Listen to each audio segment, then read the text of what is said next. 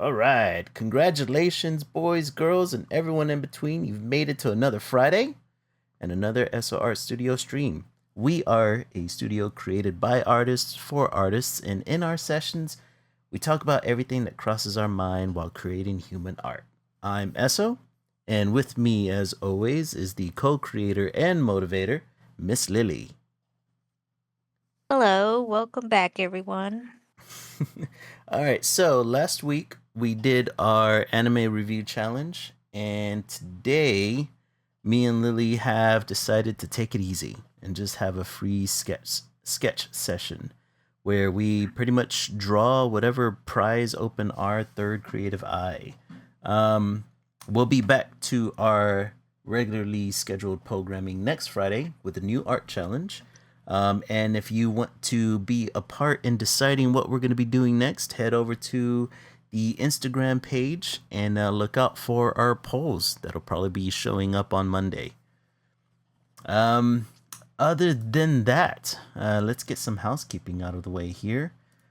We've had a new subscriber over on YouTube. I want to thank Tamachi L, or as it's spelled, Tamachi L. Thank you for subscribing. We deeply appreciate it over there on YouTube. Of course, if you're watching us for the first time on Twitch, please hit that follow button. If you're watching us over on YouTube, be sure to hit that like, subscribe, and bell so you can see the next time we appear online and you can hear our voices. Also, be sure, see, in chat, I've posted Miss Lily's socials, both Instagram and TikTok. You're going to find her at Lily Lilac Draws, all one word. And then if you want to see more art, more clips, if you want to interact with us or donate to the studio, we also have our landing page there as well. All right. So, what are you going to be drawing today? You have an inkling, an idea, maybe just going to be fiddling around a bit? I might be drawing a Deadpool Oh, okay. because his character dropped in Marvel Rivals That's true. and he looks pretty cool. You know what? I was going to ask about that because I wanted to know if. So, whenever I saw his introduction, apparently the way that they were selling it was that he was he was a like kind of a multi-rolled character. Yeah, Is that true? So he's kind of like a tank and a DPS character and something else? and a healer. Yeah, he And a can play healer? as all three. Jesus. Yeah, not at the same time, but so the way they teased him at first was pretty genius. Mm-hmm.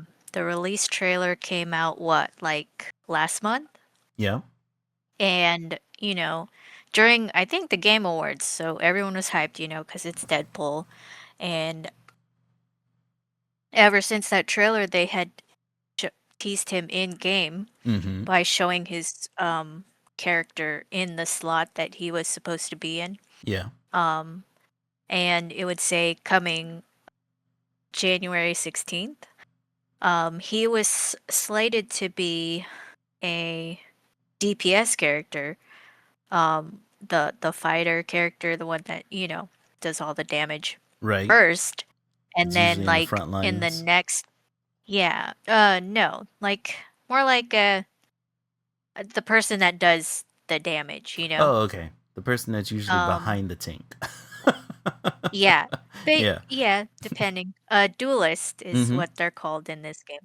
And then in the next patch, he was in the was it was either the strategist, the healer category, or Yeah. the tank category, and everyone was like, "What? Why did he switch spots?" And then in the next um patch, he was put as a tank character. So, we all took it as, "Oh, he's just trolling us," because that's what Deadpool does. Right. That's him breaking the fourth wall.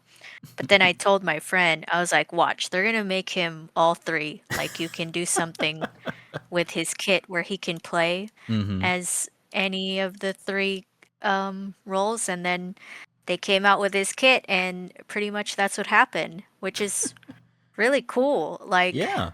so he has different play styles depending on which role you pick him as, and Mm-hmm. then he also kind of plays in a way, I believe, like if you're familiar with the Devil May Cry series, like Yes. the more damage you do, the higher grade you get, quote quote, Yeah. which is how he operates as well. So the more, I think the more skills and damage you do, the higher his grade gets, which Dude, I that's awesome. think, yeah, may amplify his damage or whatever he's doing, Right. depending which role you play, which is really cool. And then another annoying thing about his character What's that? is, yeah, so he can play as all three, any one of the three positions, right? Mm-hmm. In ranked, you can, each team is allowed to ban two characters. In order to get Deadpool completely banned, you have to pick all three positions.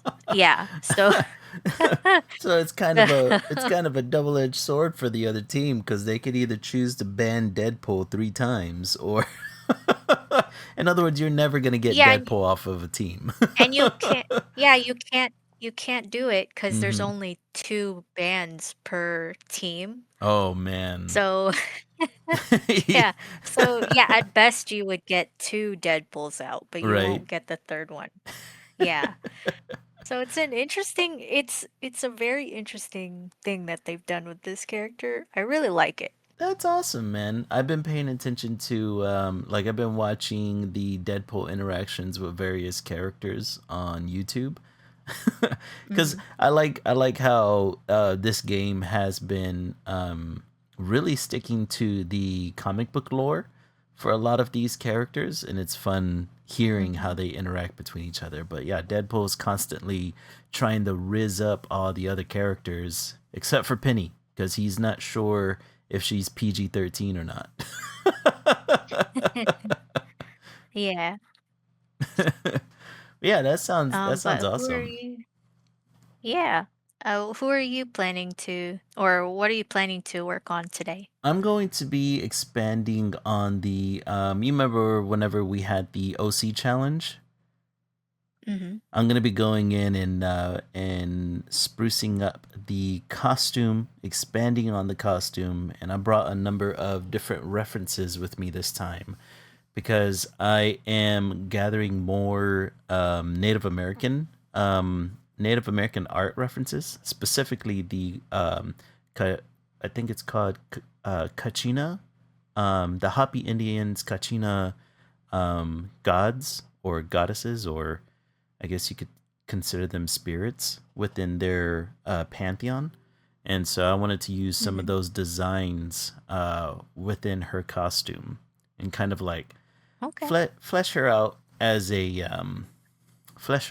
character, and kind of like bring all the things that I have written for her, kind of show it through her costume, I guess. Mm. But Okay. yeah, pulling more of those native vibes into her. Because I mean, it has a lot to Sounds do good. with her base character, so I really want it represented a bit. Um, but anything else had caught your interest this week? Have you watched anything new or fun, or read anything? I've just been catching up on a lot of Marvel lore, like just Oh, on YouTube. I'll yeah. just be watching a bunch of breakdowns of like the previous movies, what people are thinking about like these leaks that are not leaks, really trailers, I guess. Well, And what, yeah, yeah. seeing what people theorizing about it Oh man, I for love the the new movie. theories. I love the theories. Well, Yeah. it was the Russo brothers that kind of started it all, right? Where they were like, well, they not too long ago they released a statement through social media saying that the 4 teaser trailers that have come out, they don't consider them teasers or trailers, but instead they consider them clues, right? And so Yeah. I was thinking the first thing that popped in my head was like, well, then that must mean that a lot of the things that we're seeing in these clues that are being released may not be in the final movie at all, right? Because it wouldn't be the first time that the MCU has done that, where they've released footage that never made it into the main movie. So I wonder if we're kind Mm. of running into the same thing here, or maybe they're just pulling the wool over our eyes about something else entirely. But what are some of the theories that you had seen regarding these clues that they're releasing? Um, the main one would be that before it shows you like the release date or that Mm-hmm. ticking clock at the Yeah. end of each little clip Mm-hmm. is there's this like cipher that they've hidden Hmm.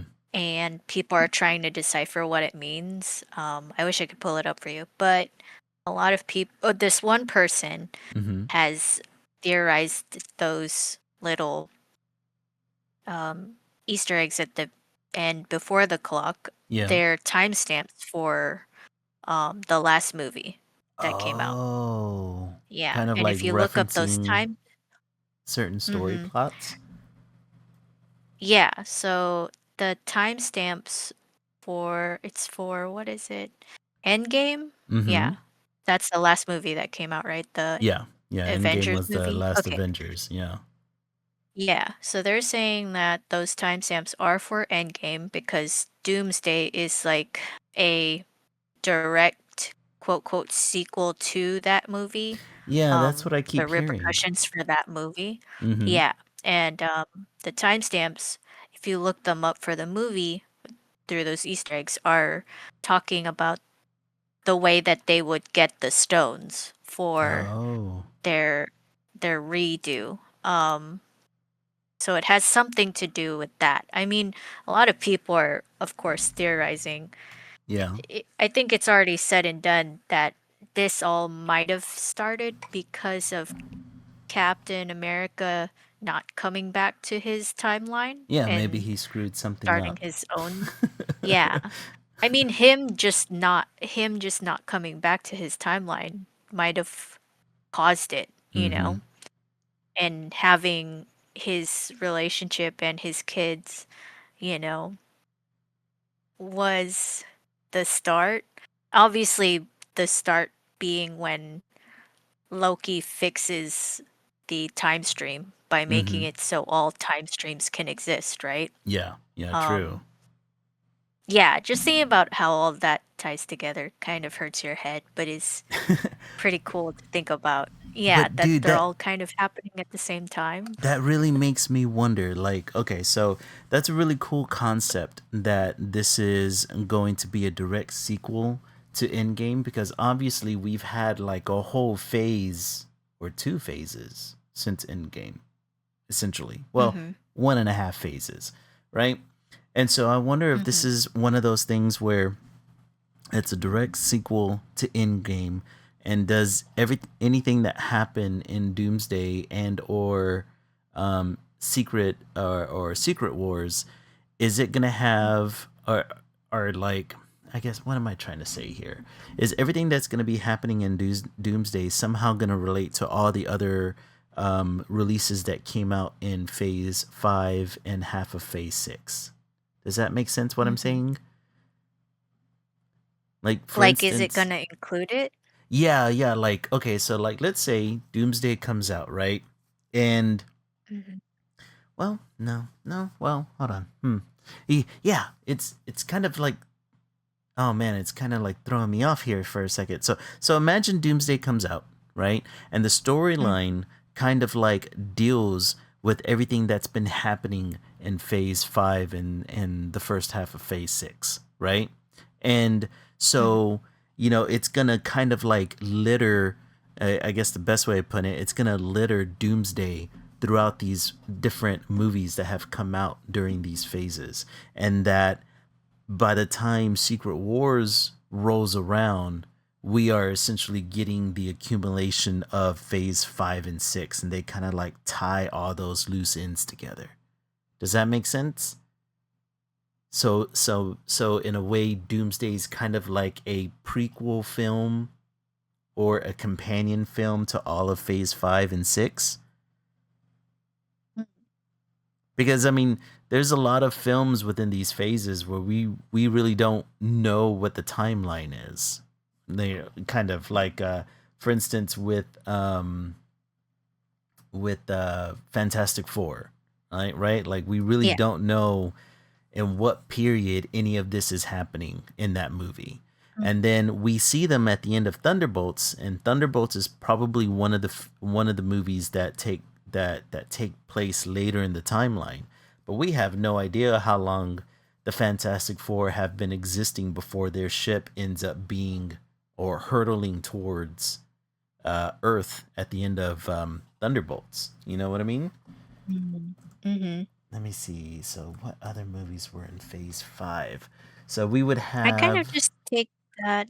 I think I take their timeline to be different because they obviously come from a different universe, Yeah, right? yeah. Mm-hmm. Um, but I take their universe to be like uh, as the same time occurring as Yeah. our current time. It's just their way of living has stuck in a very advanced version of the 1960s Yeah, or something like it's like that. You know what I retro mean? futurism. Yeah, right. Mm-hmm. Yeah. So it's that's just the style of their universe. Like I Mm. think it's an occurring time now, but the way their culture and stuff has developed is a little different Yeah, than well, ours. I don't know. I That's kind of wonder how I took because it. it's like even at the end of Fantastic Four, right? A number of years had fast forward since um I'm sorry, the end teaser with Doctor Doom, you know, whenever he's talking to Franklin. That technically happens in the Fantastic Four universe. Like what did they say? Like what did that credit say? Like 3 or 4 years later? Oh So yeah, yeah. so it really does make me wonder like are they going to essentially retrofit Doom into the various projects that happened in phase 5 and 6 in order to build him as being kind of like the big bad that everyone's going to be going up against in Oh, Secret Wars. You know what I mean? I I think they have to just because the big bad villain of that time was Would not have been supposed to Kang. be. Yeah, exactly. Yeah. So they So kind of have to show that he was maybe there the whole time, but yeah, that he was not at one really. point a a threat. Yeah. Cuz it's like, all right, so we've had in between the time of um in phase 5, we've had Quantum Mania, which was what like one of Mm. the first ones that established King as a threat. And then we had Guardians of the Galaxy 3, which was kind of connected from the overall MCU universe. It kind of like was happening on its own timeline. Um, let's see. Then you had Loki, which again, gigantic king threat there. The Mhm. Marvels. The Marvels. Let's see what's the big thing that happened in the Marvels that well we had Monica Rambeau getting stuck in the X-Men universe. But is That's that the the same? probably the biggest one. Yeah, I think that was the biggest shift that happened in that movie. And then let's see, Is after that we had Deadpool and Wolverine, which was another you know, like there was really no telling the timeline that that movie took place in because it was kind of like taking place in multiple timelines.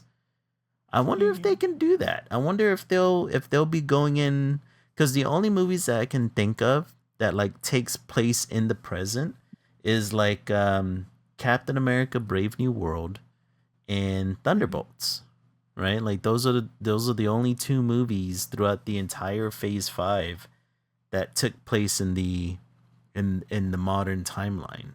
So I wonder if it's like kind of up in the air on, you know, whether or not they're going to retrofit Doom as having a hand in these various franchises or various movies, I Hmm. guess I should say. And that's what we're going to be seeing in Doomsday. And it's going to accumulate to the big war that's going to happen in Secret Wars. I don't know. Yeah. I don't know. That'd be like a part of me is like that'd be super cool, right? Because you're like building up this villain, but then another part of me is like, is that cheating? but I mean, cheating. well, I mean, in a way that you're kind of retconning Doctor Doom into all the previous movies, whereas beforehand we were expecting King to be the main threat. I don't know. Hmm. You know how well in the I don't know how familiar you are with retconning in comic books. Are you very familiar with it? Small type of idea on So retconning. so retconning is always infamous in comics and amongst the comic book community because retconning essentially has comic books come in and they'll like change the history of a character or the events of a character in order to fit a modern narrative, right? And by Mm. modern narrative, I Yeah. mean like whatever they want to write about at the time. Yeah. And the comic book community always used to hate that, right? Like you know they always used to make claims that well you know the writer must not be very good if they have to go in and retcon something because they can't make something work. You know what I mean? Um, Yeah. so if Doomsday and if obviously I'm speculating, I don't know for sure. I'm not an insider. This is just me. This is my artist brain running, right? But Hmm. if they decide to if Doomsday really is going to be a direct sequel to Endgame, and we've had a whole phase and a half or phase and a quarter happen in between Endgame and when Doomsday is coming out, I can only assume that Doomsday is essentially going to be retconned into the various movies in some form or fashion and make him a threat within the multiverse, right? Because as of right now, nobody knows. I mean, like the general audience, they have no idea who the hell Doomsday is. Well, Hmm. other than, you know, if you watch the old Fantastic Four movies. But as far as in the MCU, he's a complete unknown, right? And Yeah. so it's interesting. It'll be interesting to see if the MCU decides to do that. Which I wouldn't hate it if they did, right? It to me, it'll just be well, they got to build this villain up one way or the other. Hmm. But that also like really gets my you know the hamster in my brain running on that wheel because I would really like to see story wise how they would do that. Like how are they going to Yeah. insert Doom into these major events that have happened? Especially like I hope they at the very least they need to what's the word I'm looking for? They need to um rectify, justify. They need to find some way to save Quantum Mania because that's probably one of the worst Phase 5 movies that came out of the MCU. So they really need What? to well, I mean critically speaking. Did you like Yeah, Quantumania? I did. I don't really have any complaints about any of the movies. Yeah, And me neither. I I think a good really majority of like them are pretty good. Ant-Man. I like his character, Mm-hmm. and I really liked King in it, Yeah, oh man, which is King such a was one of the shame. best parts. Yeah. Exactly. So I'm just like, how did anyone like I know it wasn't taken very well, Mm-hmm. which is really disappointing because I actually quite liked it. Yeah. I don't know. Why did people not like it again? They don't like I'm it for confused. well, I think the context is really that there was a lot of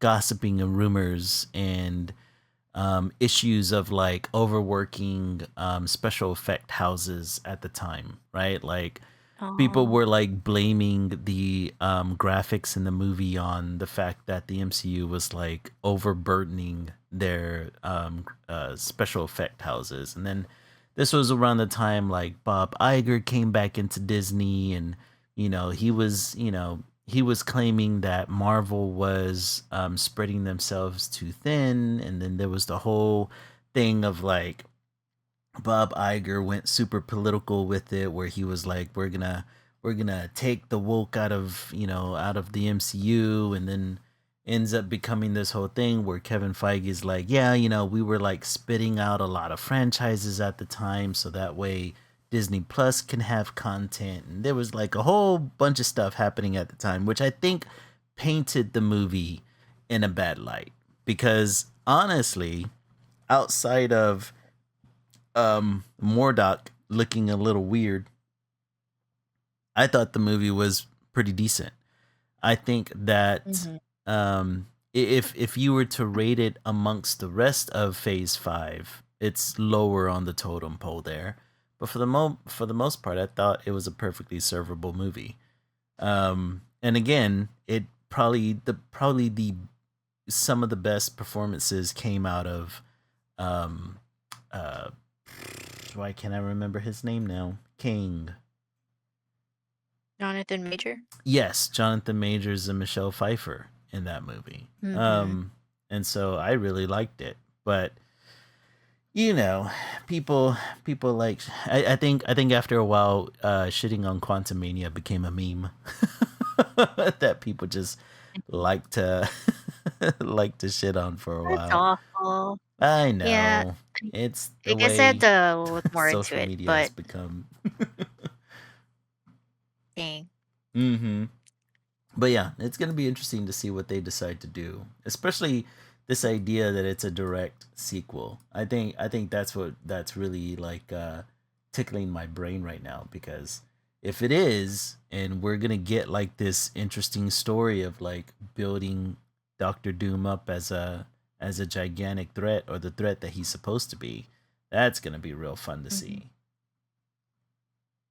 Yeah. I think so. What they were saying is that these clips that are coming out are Mm-hmm. not from the movie itself. They're stories. Like, Mm-hmm. I think they're preludes to what's, is that the proper term? Yeah, That yeah, I I think don't think that's prelude's the a proper good term. term. They're little snippets of like what's Like happening before backstory. the actual movie. Yeah. Yeah, and I think it's gonna be explained in the movie, like Mm-hmm. what happened. Yeah, Um, like did you see the Wakandan Fantastic Four snippet? I've seen someone talk about it. I haven't watched it, but Oh, I you know what haven't happens watched in it it. yet? Oh, but you do know Yeah, what happens though, right? Yeah, it's like yeah. I thought it Mhm. was really interesting. Obviously Shuri is still the Black Panther, but to have oh no, I'm going to blank, Umbaku as the king of Wakanda. That's interesting to me. Yeah. Mhm. Because it was typical, typically it was the Black Panther that's supposed to be the ruler of Wakanda. So the fact that he's Yeah. now the king makes me wonder what's happening politically in the nation of Wakanda. What's been happening since the battle with Namor, or Namor. Isn't doesn't that get covered in the movie though? And That the M'Baku gets is picked to be king? Yeah. does it happen in the movie? I don't remember. I I remember watching it and we never finished it, but Mhm. I remember this guy breaking down the movie and saying that, yeah, Shuri decides that it's not her place or Mhm. like in her interest to be king. Hmm. But she does take the mantle of Black Panther and um, takes the mantle of the spirit of it Mhm. more than the leadership role of her Oh, I nation. see. Yeah. Okay. Okay. So she finds it that M'Baku is a better fit for that. Mm. He was. I mean, honestly, he was a pretty good ruler to his own people, so it Yeah, would he make just sense. loved his yeah, he just loved his country, which is, well, one more kid you ask of a leader, someone who genuinely loves their country. Exactly. Yeah, I Yeah, need to rewatch it. I really did like that movie. I I need need to to. finish it. I think I need to do like a slight marathon and catching up with the Phase 5 and 6 MCU movies, or maybe Yeah, that's watch kind of the what I've been original. doing. Yeah, but how far along are you now as far as the Phase 5 movies? Was Wakanda Forever the Been last one? I mean, I hadn't thought about it, but I probably should just for the sake of understanding, because because Namor does show Mm-hmm. up in that movie, right? Yeah, yeah. They show Okay, him in because that I was like, snippet. yeah, because I was like, does Namor show up in this movie? I don't Mm-hmm. remember because I remember the guy covering the movie and talks about him.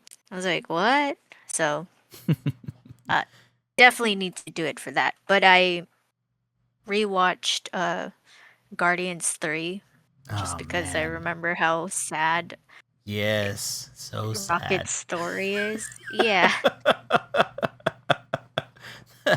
That one pulls at the old heartstrings, man. Yeah. Sometimes you just want to be sad. It's true. So, It's true. Sometimes you need to get the tears out. yeah. Just have a So I good watched old it for fashioned ugly that. cry, you know? And I really like the Guardians characters. Oh yeah. Yeah, they're probably um uh one of the best what is it called? Trilogies in the MCU. Mhm. I like it Can't a lot. complain about a single one, I think. Yeah, yeah. I mean, all of them were like top notch. It reminds me of but like the MCU has a couple of trilogies that were just top notch, right? Like the Captain America trilogy was top notch. Freaking Mhm. Guardians, the Iron Man trilogy could be debated, especially once you get to Iron Man 3. Or is it I 2 that did I'm not thinking of? watch Iron Man 3. The one with the kid, I wait, because yes, apparently yes, that's the what one with the happens. kid. He's, like, in a Mm-hmm. barn, and then Yeah. yeah, helps him with the suit. I Mm-hmm. only know this because of a breakdown and them explaining what the Yeah. barn protocol was in Endgame, Yeah, that and one them with the explaining, "Oh, that comes from the 3rd movie with the little kid, and that's the yeah, kid that shows yeah, up at his funeral." with the Because I fake remember Mandalorian. rewatching Endgame and being like, "Who is this kid at the end of the line of people Just in the showed up funeral?" randomly Like, at the funeral. Yeah. yeah. And then they're like, "Oh, that's supposedly the kid that works with, Mm-hmm. Stark, Yeah. on a farm or something." And I'm like, "What? Yeah, Which where they did this really come don't from?" do much with that kid afterwards. Other than being at the funeral, that's the last time you see him. Yeah, that's interesting. Well, I mean, like now that you have Iron Man's daughter and Ironheart, you really don't need anybody else to kind of fill that role, you know? So he just kind Yeah. of got left by the wayside there. It is a shame though, like, Mm-hmm. that they couldn't just write Ironheart as the character that helps him or Mm-hmm. something like that, like, Yeah. make it someone who is tied in to the story, actually, Yeah. not just some random kid. I don't I know. I always found that as being weird too. Like I never quite understood why you would have the kid come back to the funeral because Iron Man was such like a brief kind of like blip in his life. You know, Tony Stark was kind of Mhm. like a brief. I mean, I'm pretty sure in universe Tony Stark helped him a lot with his schooling and stuff like that, but outside of that, right? It's not like we don't hear stories of him having the same type of success that Ironheart had, right? And it probably story wise, it probably would have worked better if like you said, Ironheart would have been the one to see him in a garage and help him. Yeah, But because then that would kind of explain how mm-hmm, she is able to basically manufacture her own Iron Man suit. I don't know. exactly. But she, I mean, that Eh. that franchise didn't come out till like years later, so maybe Ironheart Oh, wasn't okay. anywhere near their house of ideas yet whenever they originally came out with that movie. But it would have been cool if it was her. It would make sense that she would then Yeah. go on to create her own iron suit, you know? Mhm. But yeah, yeah, I agree. I agree. I gotta go through the movies again because I think we obviously all I'm a do. I'm a gigantic MCU nut, so I'll happily do it. I just got through what was it last week, or I'm sorry, not last week, early the weekend after the last stream. I finally finished Stranger Things, the finale. Oh, okay. Yeah, yeah. What I do you think?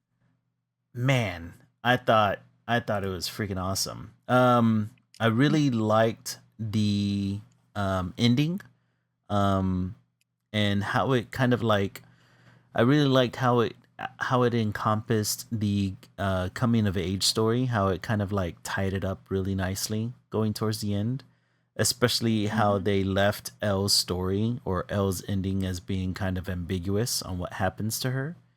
um Mhm. I thought that like really, that was such a good way to show um what it's like kind of like growing up. And how Yeah. like, I mean, it was just such a, it was just, I thought it was such a perfect send off. And how you can kind of like keep that imagination, and that spark of hope alive by like, kind of the way that how they were all saying that they wanted to believe that Elle was alive and that she found her way to a what looked like a Norwegian village. Mhm. um so I loved the ending. I don't understand why people wanted more outside of just like, everybody wants the happy ending and not the ambiguous one. But I kind of saw Yeah. the ending as being really hopeful. So it's like, I don't know. Like it worked perfectly for me. Um the only other thing is that I really wished I would have saw it in theaters. It sucks Yeah. that I didn't get a chance to do that. But I mean, at least I It was saw it. pretty cool. Yeah, at least I saw it. Um, yeah. Have you heard anything about like conformity gate or any of the stuff that people have been hoping for with the finale? Nuh-uh. No, what is that? O- Okay, so conformity gate was that, oh, you because a lot of people found that the writing for season 5 was way different than the past 4 seasons. Mm-hmm. And they found all these little things, like what they thought were hints, quote, quote, Uh-oh. Yeah. in the season 5 Yeah. that, oh, the Duffer Brothers, they're really good writers. So they're leaving these little hints for us to find that Uh-huh. the finale is actually not the finale because Oh they. no. And I saw those hints too, and I was Mm-hmm. thinking they have to call back to this, right? Because they've done it before, so why wouldn't they do it now? You know? Yeah. But it just turns out that the Duffer Brothers didn't know what they were doing. And also they might have been using ChatGPT to help Oh write the no. finale. What? Yeah, Really? I in haven't the heard doc that rumor. yeah, so in the documentary Mm-hmm. that released just recently, it there's a they're constantly saying they don't know how the finale is gonna go. It's not even written, Okay. the script. They Right. constantly say that. And and there's this one shot of one of the Duffer Brothers with his laptop, and you can Yeah. see just all the tabs that are open, and if you look closely, a few people have recognized one of the tabs' logos to Oh be no. ChatGPT. So they were like, "Oh no, Oh no. that's why it's so bad because they were using ChatGPT." Um, But yeah, Conformity Gate was made after the finale because they were like, no, you guys, these are all hints that Mike has actually been taken by Vecna and he's been, he's under his spell Uh because huh. look at all these little things. Like they're all wearing orange. And the class color for their high school is green. Why did it suddenly change to orange? Oh, Uh huh. because they're prisoners in Vecna's mind. And like this thing Oh, I changed from this see. color. Yeah. And all of this stuff that makes sense, Mm-hmm. it made sense to me. And I'm like, yeah, that could totally be a cool thing if they did that. And a lot of people were saying the actual finale is in the documentary like they did with Nightmare on Elm Street, Right. because the last movie for Nightmare on Elm Street was also a documentary that turned out to be another movie for the series. So Huh. that must be what they're doing, right? No, that's not what they were doing. They're just they're just not very good writers who Oh didn't no, tie up their man. loose ends. Yeah. Yeah, like I because mean, at it face wouldn't. value, Yeah. Go ahead. like I liked the finale too. Like I Mm-hmm. liked, I wanted this type of happy ending, Yeah.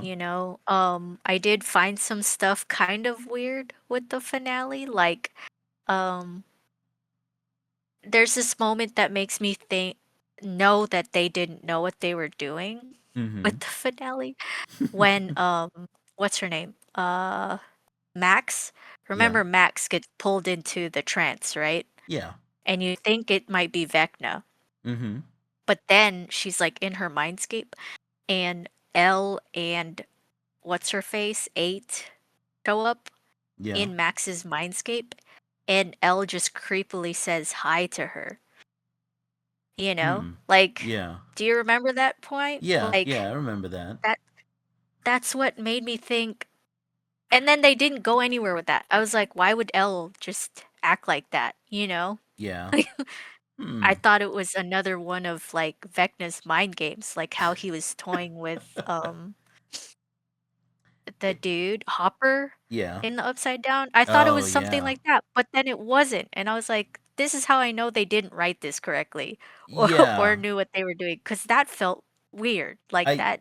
I do admit it did become very confusing after a while whenever it was the constant hopping between different minefields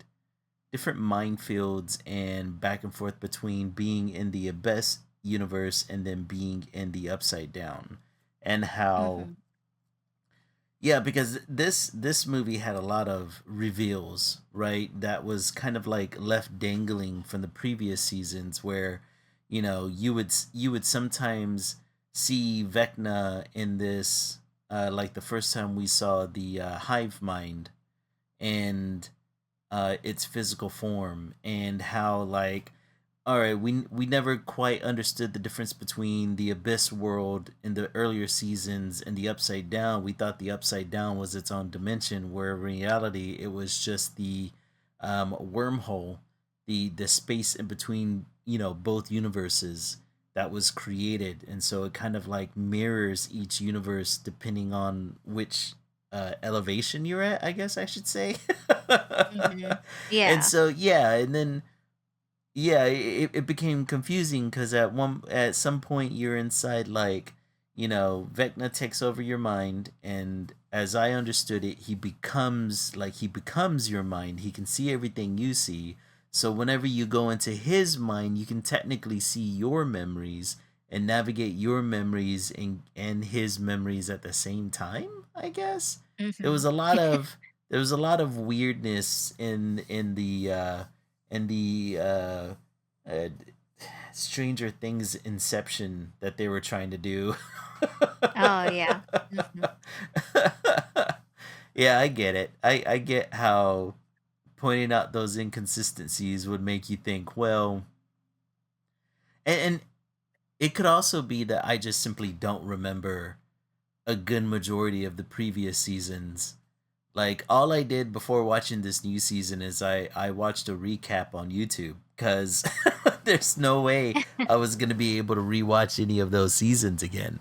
And Mm-hmm. so, I mean, the recap did a pretty good job of catching me up. But yeah, man, like maybe along the way the Duffy brothers just kind of like got lost in the sauce, and they didn't really know how to what to do. Yeah, I definitely chalk it up to that. I One of my favorite theories though, Mm-hmm. is that so that one of the Duffer brothers divorced their wife Yeah. just recently. A lot of people are saying that the ex-wife was the ghostwriter for all of the first four seasons. Oh That's why they're man. so good. And Oh then the divorce man. went through and she's Mm-hmm. not there anymore and you know, so the writing quality went down. And it kind of This makes goes sense because deep. people yeah, and it kind of makes sense because people were like, "How did you have 3 years to write a finale series to your Mm-hmm. magnum opus, and you're now telling us you didn't have the finale written out? Like, how is that possible?" Like, You know, a part of this makes me wonder, like, as consumers of a media, sometimes do we know too much? Like, do we know too much of the behind the scenes stuff to where it could almost ruin our perception of the entire piece of art in total? You know what I mean? yeah, they really screwed themselves over though by releasing that documentary. Like, Yeah, that's what it's sounding why like. yeah, like why? Because I think they really thought that the finale was good, and Mm-hmm. from face value, it is good. But Yeah, yeah, if I you really have a enjoyed lot it. of people, if you know that you have a lot of the fan base that loves theorizing, that likes breaking down the shots of your Uh-huh. TV series that's been And this going has on for been the going on past for 10 years, 10 man. years, Yeah. and you and then you make this finale, like this season 5 with all Yeah. of these inconsistencies, Mm-hmm. and you think, "Oh, our fan base isn't gonna catch that." Then you're out of your mind. Like, You you're disjointed from reality. yeah. Like, You know, you I'm must take us starting for to fools. think I'm Like, starting to think that my enjoyment of this finale could really just be that I just completely forgot what happened for the past 4 seasons. You know what I mean? It's like I cuz mean, that's, mate like, uh-huh. yeah, part of it, but, oh, man, you gotta watch this breakdown. Like, Yeah, I get you got to send it it to me, opened my man. mind too. Yeah. I got to see what these Oh, theories is about cuz that's nuts. it's crazy. The But I other mean, thing that mhm. I recently watched was the Tatsuki Fujimoto 17 through 26. He is the do you know who Tatsuki Fujimoto is? No. He's the creator of Chainsaw Man. Okay. And apparently, he wrote a number of short stories between the ages of 17 and 26 that they have now created a anthology out of. Um, and it's 7 episodes in total, I believe. But I've only seen the first 2 episodes so far. Okay. And then with each anime, a different production house took over the story, or not took over the story, but translated the story. So each anime looks different from the other, which I thought was really cool. Um, but yeah, I'm 2 stories in, and I heard about this, especially after us watching the movie for the last art challenge. I got really interested in the creator because I kind of wanted to see what other anime he had, and then I found this one on Amazon Prime.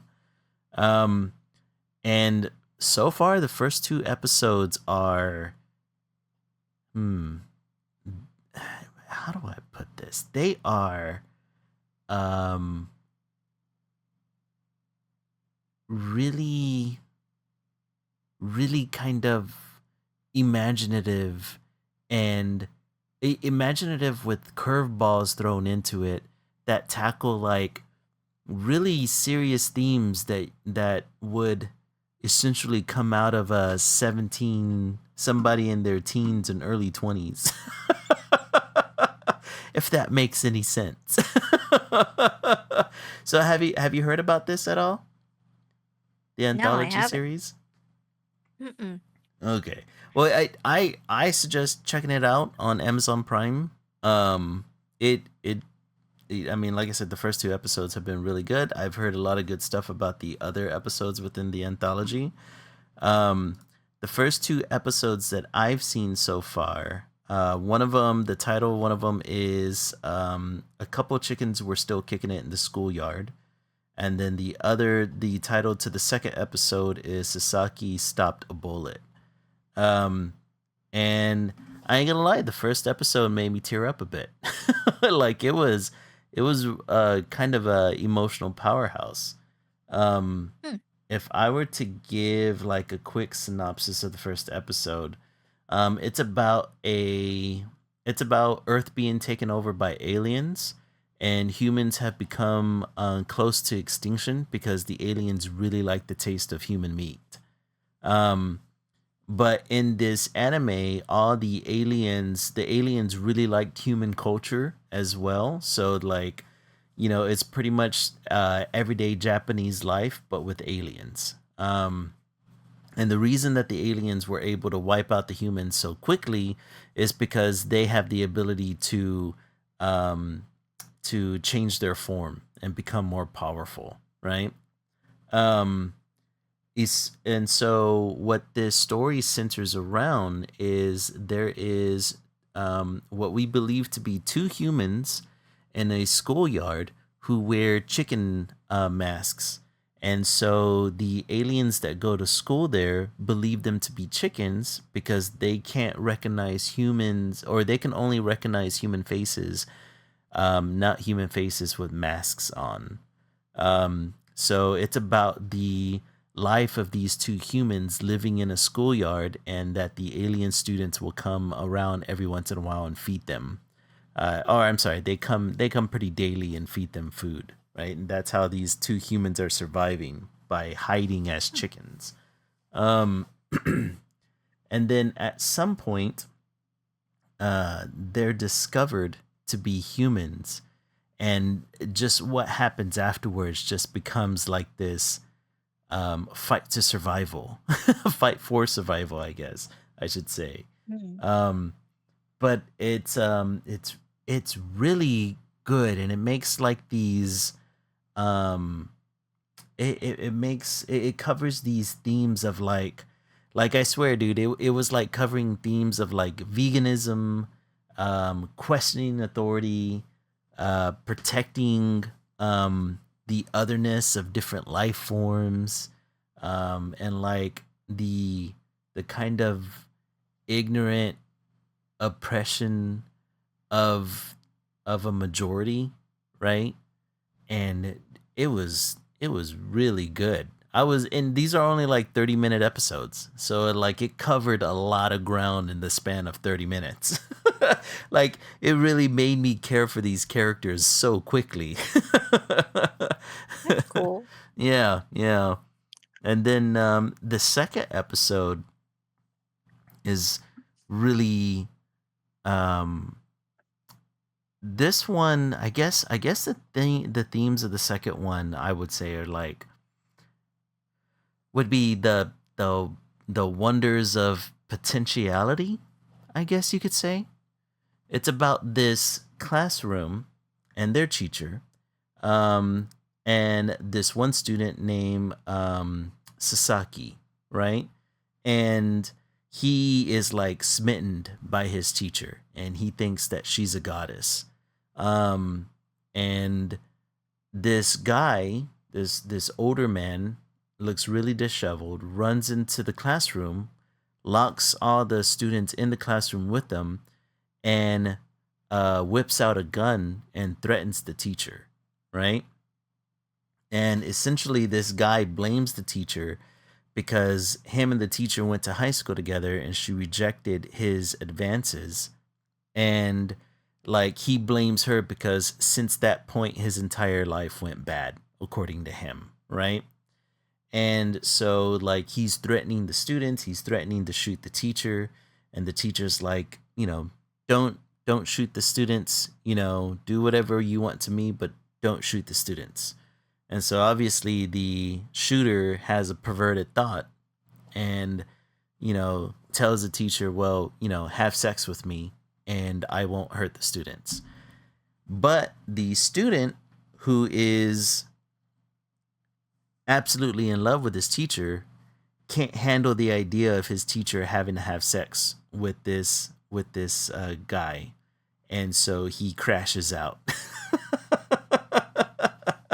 And everything that happens past that point is like is like pure craziness, to the point where the student catches a bullet that the guy shoots at him, right? Which is the title of the uh of the episode.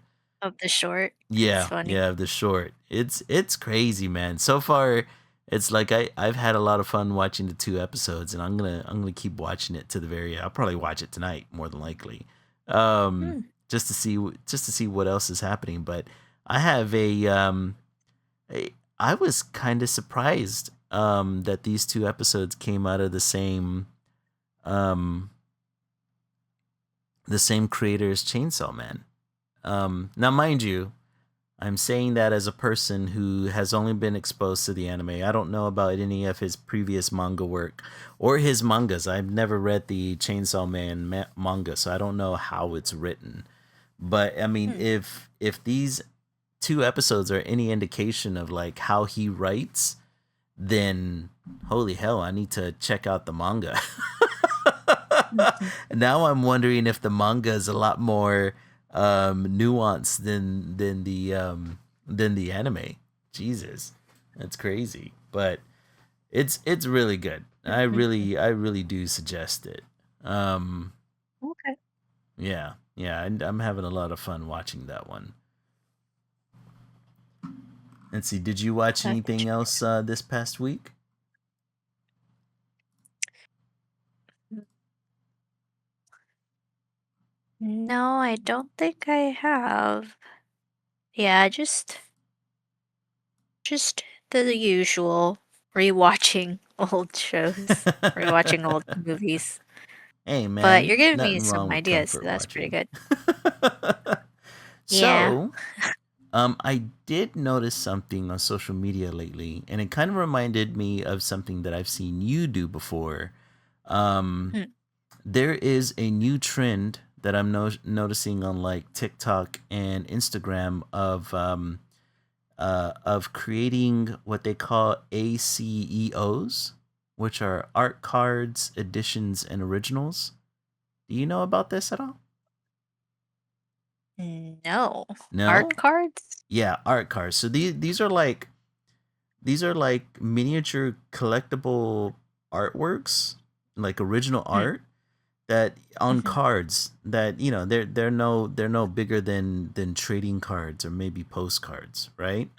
Um Interesting. and they are designed to be bought and collected and traded as kind of like like the old baseball cards or the old comic book cards. And Hmm. so I've been noticing them everywhere, and they're just like little original pieces. Like some people will like paint or and you can use any mixed media on these cards, right? So it doesn't have to be you're not it doesn't just have to be digital. It could be any kind of mixed media. And these people are like creating, just some of them are like studies of still life, some of them are like just designs, really expressive cards that they then like put in like some of them will store them in like little plastics or put them in frames and sell them. I've seen like probably the most expensive card I've seen sold is like maybe $20. They range anywhere between $5 to $20 from what I've seen, because these are small, and I'm guessing artists create them pretty quick. Like the labor for these cards are pretty low, right? Um, Mm-hmm. but they seem like just really good commission work to kind of like pump out there in like our slumping economy. You know what I mean? But It's interesting. I did remember you doing like you were like repainting Pokemon cards at one point, right? Oh, yeah, I was trying to repaint um just any trading card. Like you can do Magic, Mm-hmm. Yu-Gi-Oh, a lot of Pokemon, like they'll extend the art. Yeah. Um, I found that really cool, so I was trying to learn how to do that. Yeah, this is kind of reminding me of whenever you were doing that. Like it's you know, but you know, these people are just like putting designs and still lives and just anything that they possibly want on these cards, and they're kind of selling them as like it kind of reminds me of like or the first thing that came to my mind whenever I saw it is that it's pretty much artists competing against AI. Mhm, Right? Because you know the economy is not all that great, and a lot of the reason why a lot of let's call them patrons would turn towards AI art is because it's pretty quick and inexpensive. And this seems mhm. like a direct response to that, where it's kind of giving like you remember whenever dang it, what are they called?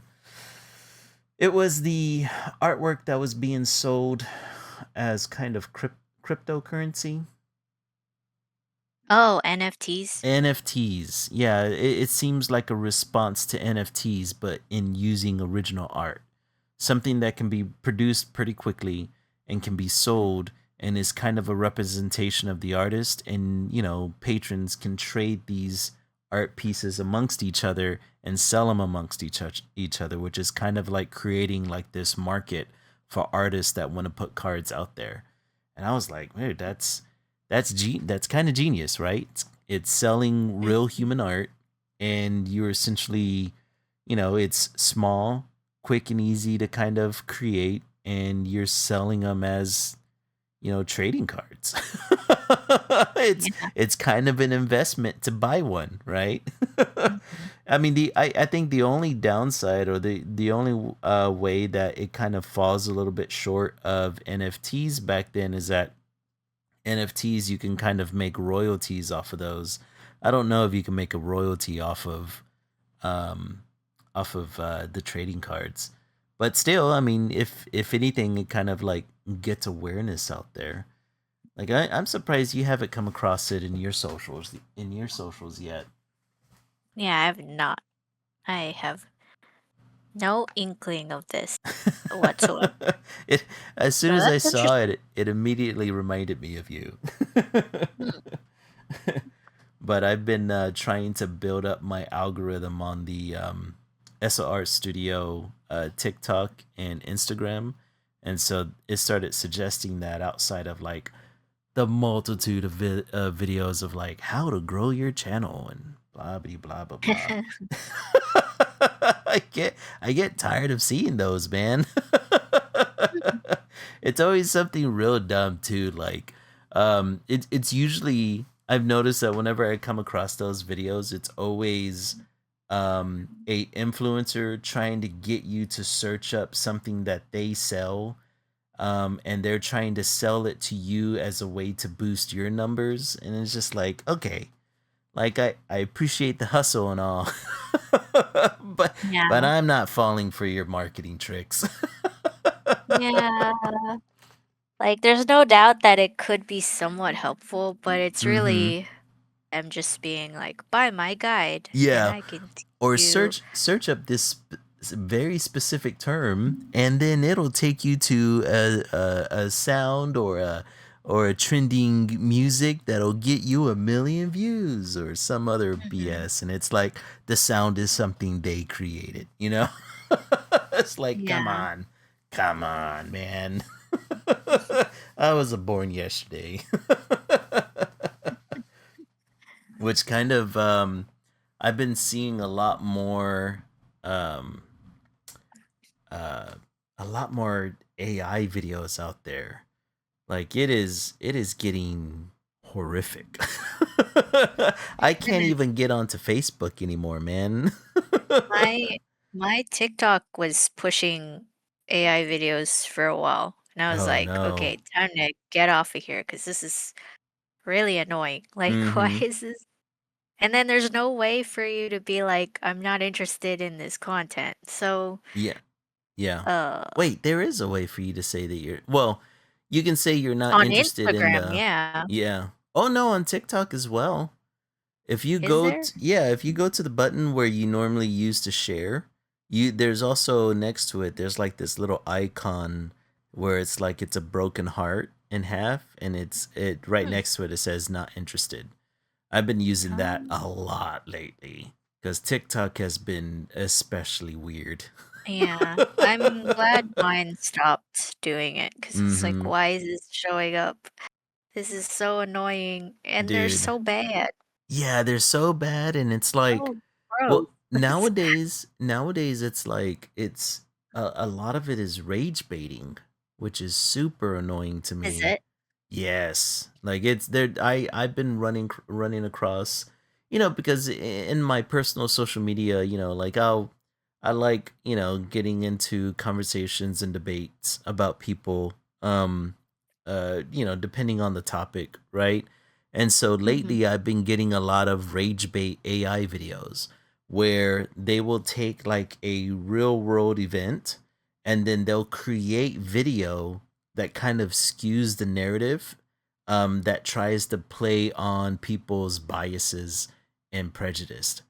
So it's like, for instance, a while back, I believe somewhere in Georgia, um, a guy shot some teenagers that were playing um, uh, uh, door ditch. Where you knock on the door or Oh, you do ring. oh, Ding Dong Ditch. Yeah, ding dong ditch. There you go. And apparently, some guy shot some teenagers, and they were able to change the narrative through AI that these teenagers were trying to rob this guy. And That's then, all.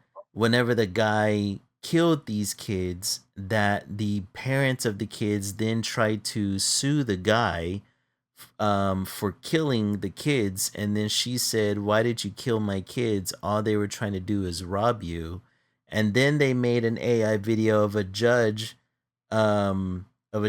kind of like telling off the mother of these kids, like, saying some sort of political message. And it's just like, and all of it's fake, right? Because the real story is that these kids were playing a game and the guy, the guy was being crazy and decided to whip out his gun because a teenager decided to knock on his door. Um, Mhm. but yeah, man, like those are the kind of videos that are starting to show up in my feed, and I'm just like, motherfucker, like why? That's that's awful. It's well, yeah, it's like it's awful. Why would people? Yeah, like I get it, right? I get it. It's content. It's rage baiting, and Mhm. rage bait's probably the easiest way um to get engagement, right? If you piss people off, people are gonna make comments, no matter what, right? Yeah.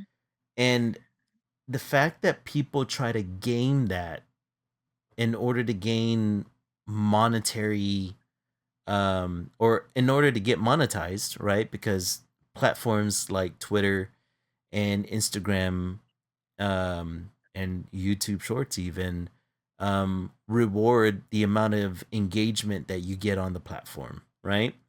Mhm. So it's like they're just going around and essentially just eliciting and preying on people's biases and prejudice, dude. It's crazy. Yeah. Crazy. And if you're the kind of But person, what? yeah, No, go ahead. like, it's just even more awful in that sense because, like, you couldn't bother to use a fake instance. Like, Mm-hmm. used a real like this happened to Yeah, it's a real real life life kids thing. Yeah. and real life families that Mm-hmm. lost their real life kids, and you Yeah. used them. Like, you Mm-hmm. didn't make up, like, you couldn't even have been bothered to make up a story It's getting that bad was out there. even similar. Like, you Yeah. just used those people, like the real life, like, you know what I mean? Like, Mm-hmm. if you're gonna be if you're gonna be trashy, like, uh, it's it's like, oh my gosh, you have no sense of humanity, like, Yeah. to be trashy without throwing the actual people under the bus, you know what I mean? Seriously. Like, you could have Seriously. made up a whole different group of people in that Mm-hmm. scenario, but instead you used the people that actually got affected. Yeah. Like, it's just awful. Like, what's wrong with you? Obviously everything, but, like, Everything's wrong with these obviously people. everything is wrong with Oh, you, dude, but, like, have you seen oh, like the AI photos that have been released regarding that woman Renee Good, the one that got shot in Minneapolis by ICE? I've only been hearing news coming out of it. What AI So people are photos? creating AI photos of her and her wife um making gun hands at pictures in protests as a Oh way my to kind gosh. of like make them seem as if they were an actual threat towards ICE and that they went there with the intention of hurting ICE agents. Like Oh it's my gosh. dude, it like there was another one where it's like somebody created an AI image of positioning the ICE agent that shot her or murdered her um actually in front of the Mhm. car, whereas in videos they show him to the side of the car. And so, Yeah. but these are all AI images. They're not real, right? So like people are creating narratives through AI, and these images are being, spread far and wide, and it's getting to the point where I it's going to get to the point where people aren't going to be able to tell what's real and what's What's not real? anymore. Yeah. Like Yeah. it's fucking horrible, man. So like so yeah, exactly. So even on aside the point that it's affecting artists, mhm. it's also just affecting our livelihoods. Like, we can't Yes. tell what is real anymore. Mhm. Like, you It's can't retconning anyone can, events. That's horrible. yeah, you could, it's even, yeah, exactly. Like, people can literally, it's not just words on a page anymore or mhm. words on a forum anymore. It's literal images, be- because, pick I this try and tell phrase that everyone says, "Pics or it didn't happen," right? Yeah. Well, now Yeah. people can make pics And and now think that yeah, it's now we happening. can't trust pics or video anymore. Yeah, and that's where the government needs to step in and be like, "We cannot generate images anymore. This is mhm. not Mhm. that is actual false media." Like, Yeah, that's like, actual where are we fake going to news. draw the line? Like, where are we going to draw the line? Like, Man, I don't know. I don't know. The whole thing scares the ever living bejesus out of me because it's like you kind of have to become a detective whenever new information comes out, right? You have to have good good pattern recognition and critical thinking skills in order to figure out if something's real or not. And it used to be where it's like, oh, you know, if you saw something that wasn't believable, it was real easy to be like, okay, obviously, this is made up or obviously this is a lie. But now it's getting to the point where it's like things have become so sensationalized both in the news and in the government and in media where it's like people don't know whether or not something is real because mm, I mean it seems like something that should be on the onion but it's actually happening. no. like like Yeah. recently what was it like the the um the potential candidate for president of Venezuela, giving her Nobel Peace Prize to Trump, right? It's a Nobel Peace Prize that she won because of her efforts in Venezuela. And then she gives it over to Trump looking for favoritism now that we have essentially run Venezuela, right? Um, Mm-hmm. and now the president's claiming that he has the Nobel Peace Prize. Are you for And real? I'm dead serious. I'm dead serious right now. What the heck? He essentially got the participation trophy of a Nobel This is Peace mine Prize. Yeah, now. and Mine. dude, they took a photo op of it and everything, dude. Oh my It gosh. was a whole thing. But whenever that's our reality, right? It's like, yeah, and AI video doesn't seem that far fetched no more. Mm-hmm. And that's the scary part because now we got to be like, okay, well, maybe this isn't as bad as we think it is, or maybe this AI video may have happened. Who knows? But a lot of times I find myself like looking at a video and thinking to myself, okay, is this something that would really happening? Does this thing have correct proportions? Does this person move properly? Are there any people melting into furniture in the background? Mm-hmm. Because it's gotten to the point where it's like not even multiple fingers are an indicator anymore. AI's gotten so Yeah. good that the hands look normal now. Oh my Mm-hmm. god! Like, what are we gonna do, man? like, what was it? The other day I came across this workout video where it's this woman doing some what are those uh bell weights called? Ah crap, I can't remember. But she's doing some sort of dumbbell exercise, and like the more you analyze the video, you end up realizing that it's completely AI because her legs are too long. She's not standing at center mass. So there's no way for her to move with the weight that she's moving without falling over. But it Mm-hmm. requires you to do that kind of detective work just to figure it out. It feels like I'm taking crazy pills, man. Yeah. Jesus. Man, like reality shouldn't be this reality shouldn't be this malleable. It really Mm-hmm. shouldn't. I didn't think we were gonna hit this level until like everybody was living in a VR world, and then reality really could be anything you make of it. But the fact that real world events are being molded by AI essentially, or people doctoring images or creating false narratives now is just crazy work, man. I don't even know. I don't know how to think of it anymore. This is why whenever I find good information, I hold on to it tight. Like this is Mm-hmm. reality. Oh, speaking of good information, right? There was a news article that I ran across last week that I thought was really cool. Um, Components of RNA was found. What do you know what RNA is? Are you talking about the molecular structure of a cell? Yes, yes, that Okay. exactly. Good. Okay, They cool. have found it. Or I'm sorry, what I mean is that NASA sent out a probe and recently found RNA on a asteroid sample. And this has been verified. It's absolutely real.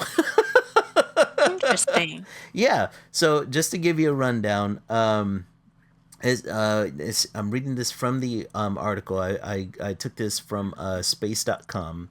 It says more molecules and compounds vital to the origin of life have been detected in asteroid samples delivered to Earth by NASA's OSIRIS-REx mission. The discovery strengthens the case that not only did life's building blocks originate from space, but that the ingredients of RNA and perhaps RNA itself were brought to the planet by asteroids. two new papers in Nature Geoscience and Nature Astronomy describe the discovery of a sugar ribose and glucose, which is kind of like a gummy material on these asteroids.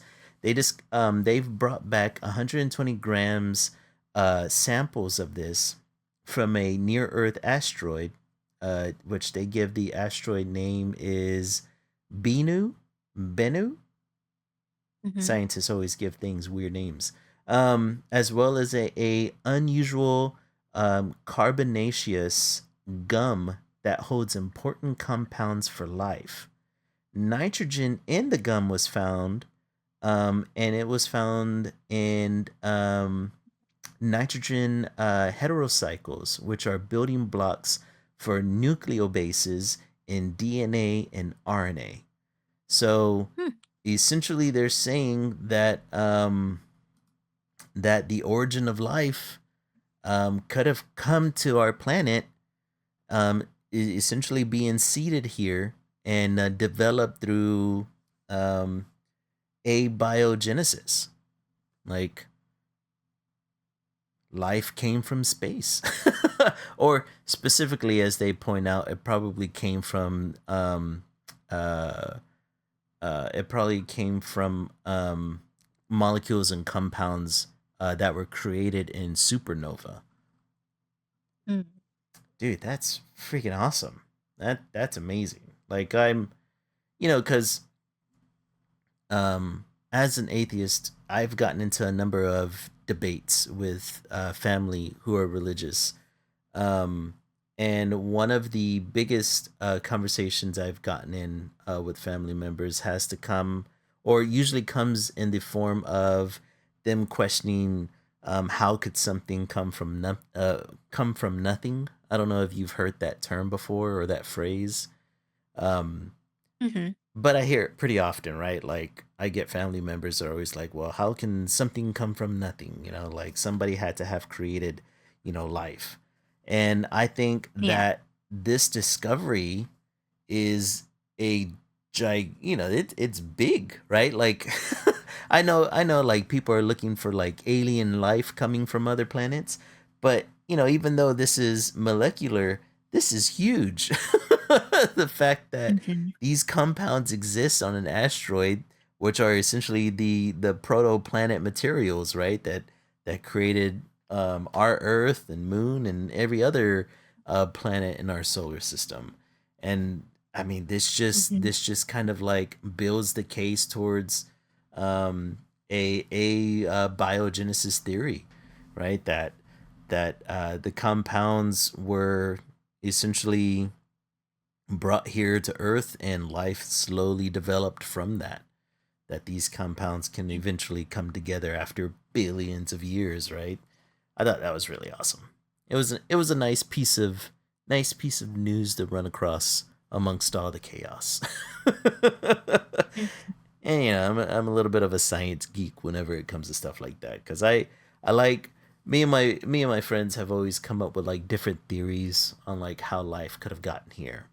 And one of the theories was like, oh well, what if life came here because there was life on another planet, and whenever that planet got destroyed, some genetic markers from that planet came down to Earth, and that's how life began. Kind of like this universal seed theory that some friends have had. And then um I mean, man, recently I've come across a um another I think a Nobel Peace Prize from Japan, an astrophysicist from Japan, I believe, recently came out and said that he believes that the Big Bang essentially didn't come from nothing, that it could have been from a previous universe that went through a cold death or a big crunch and then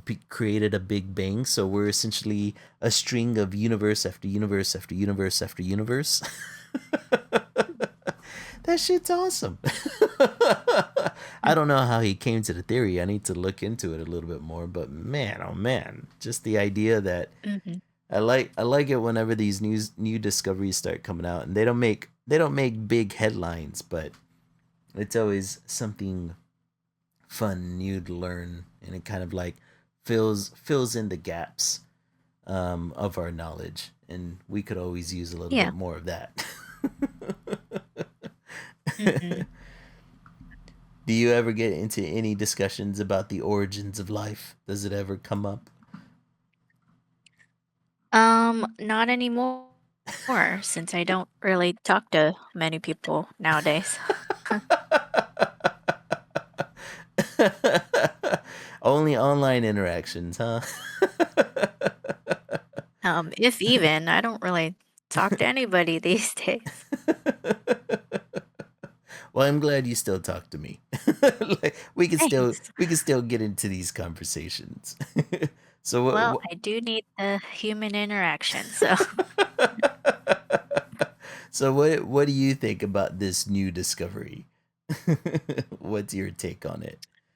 um it's I mean it's telling of a lot of things. Like Mm-hmm. it definitely cements the idea that there is possible I mean they've confirmed it, right? That there's life on beyond our earth. Oh yeah. Um Yeah. I think you're absolutely right. yeah. Yeah, this kind So of this is like, just further yeah, evidence because we're further not the only solidifies. habitable. Yeah, of all the different solar systems, of all the Mm-hmm. different planets that exist, we're not the could not possibly be the only inhabitable planet. Exactly. It, yeah, there's just way too many Yeah. planets for A- it for And the us to be fact the only one. Yeah, and the fact that these molecules and compounds came from a supernova, and the fact that we know that Mhm. supernova happen so often, like there's, statistically speaking, there could be billions of life forms out there that we just, well, in honesty, we'll never be able to ever contact. But, it's Mhm. just good to know that they're out there. Yeah. Sometimes I'll get into a conversation with friends where it's like, you know, my brother, he's always the big, he likes bringing the big questions, right? And so he'll bring Mhm. in a question like, why haven't we contacted an alien species yet, or has an alien species potentially contacted us? And I always tell him, I'm like, don't get me wrong, I wholeheartedly think that there are plenty of alien life forms out there. In fact, there's probably a lot of intelligent life forms out there, right? Mhm. The problem is that their stars are so far away from us that the probability of one ever visiting Earth is just like slim to none, right? Mhm. And we've all had the conversations of like, well, what about what we see in sci-fi, where what about warp speed, or going light speed, or warp drive, all things that we see in Star Wars and Star Trek and all that. And um the issue is that physics aren't on our side, right? we don't have Mhm. we don't have enough energy in the world to reach light speed travel. And even if we Yeah. did have the energy to hit light speed, it would still take millions of years to even get to the next galaxy that's closest to us, which is Andromeda, right? I think like Mhm. Andromeda's like somewhere around 100 million light years away, which means that even if you're going at light speed, it's still taking you 100 million years to get there. So it's like Yeah. the only way for us to find life is within our own Milky Way. And then even then, the closest star is like, I think the closest star is Sirius, if I'm not mistaken. Um, I and think so. yeah, and then it's just a matter of like, okay, well, if you're gonna be able to travel that distance, um, how are you gonna do it?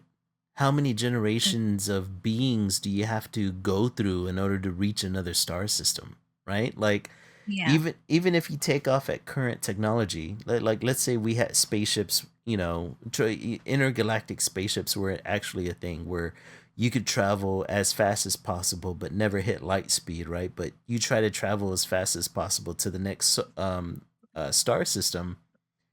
You're still talking about the people who take off in that ship, their generation's never going to see the star system.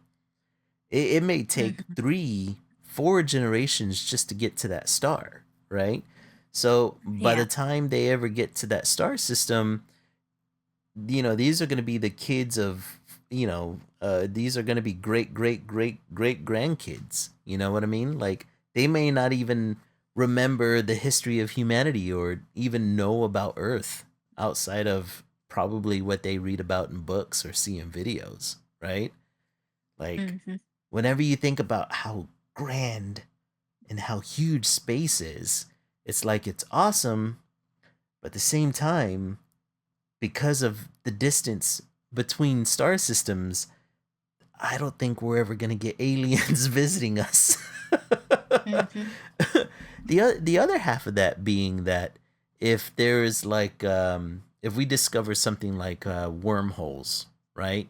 And find a way to transverse time and space by going through these wormholes, theoretically, wormholes are so unstable that they appear and disappear just as quickly as they appear, right? Mhm. Even in the Stranger Things finale callback, where the upside down is nothing more than a wormhole. The only reasons within sci-fi that wormhole can exist is because of that weird membrane wall that surrounded the wormhole, right? Mhm. Because scientifically, wormholes collapse all the time. So we would never be able to keep a wormhole open long enough, nor do we even know where that wormhole would go. It may not be even a galaxy that's close to us. You may end up somewhere completely different in the universe. Oh man. So yeah, yeah. That's why whenever my brother brings up ideas like, "Do you think aliens have ever visited us?" I'm always like, "It'd be cool, be super cool, but no, no, I don't think they have, unless somehow they've mastered wormholes. I don't know it's ever happening." And even if they did, would they really want to? Yeah, Especially with that's. the way I things are mean, going. yeah, it's like it's one of those things like if an alien race what did have the technology, right, and we're talking like technology that's way far beyond our own, right, like things that we can Mhm. only imagine in sci-fi movies. But if an alien race had that kind of technology, would they use up the resources that they need to travel just to find other races out of the curiosity of it all? Or are they doing it under threat of extinction and or conquering? Right? So it's like Mhm. if we ever did get an alien race that visits us, that has the technology to visit us, one of two possibilities could happen, right?